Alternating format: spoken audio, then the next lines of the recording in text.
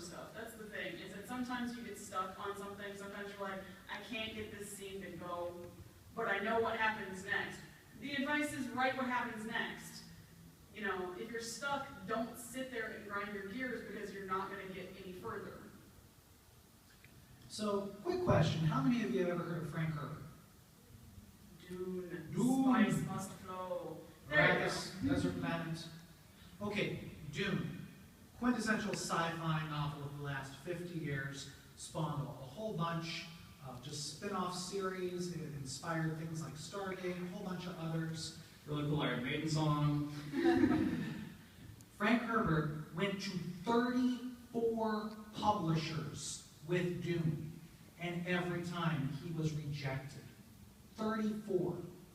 He had to rewrite that, bare minimum, 34 times before a publisher even said, well, let's get it into editing. Imagine having to rewrite your work 30 times, 40 times, 50 times, because sometimes you darn well have to, even if it's just a little piece of it. J.K. Rowling, she tells the story of, this was back before magical computer days, she had to type out her story, and then she would take her copy, she would make her photocopies, send it into a publisher, and get rejected, have these notes, then she'd have to go back and re-type, as in typewriter type, a Harry Potter story, send it off, etc. And she did this what was it, 12 times? Something like that. It took decades. And it's ridiculous because I bet the people who rejected that right now are just kicking themselves. I could have had J.K. Rowling money, though. The only reason that she got published in the first place was the publisher, he had the story, didn't care for it, handed it to his kid. Kid came back the next day and said, is there more?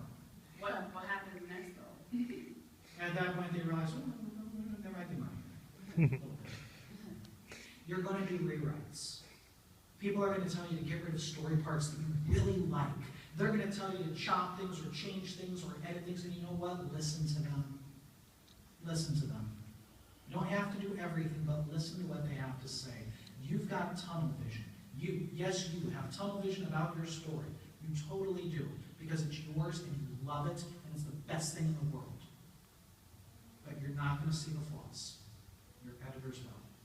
Sometimes you write really cool bits that detract from the overall story. Say you chop it out and start a novella, because it works on its own, but detracts from the main story.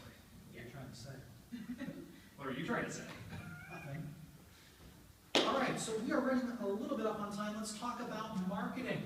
So you write a book. Woo! What are you going to do with it? Think, well, I'm just going to go ahead and put it on Amazon. About 4,000 books go up on Amazon daily. Hooray for you. No one is going to see it if you just do that and stop. You have to market your book. You have to use social media. You have to use physical media. You have to use local sources.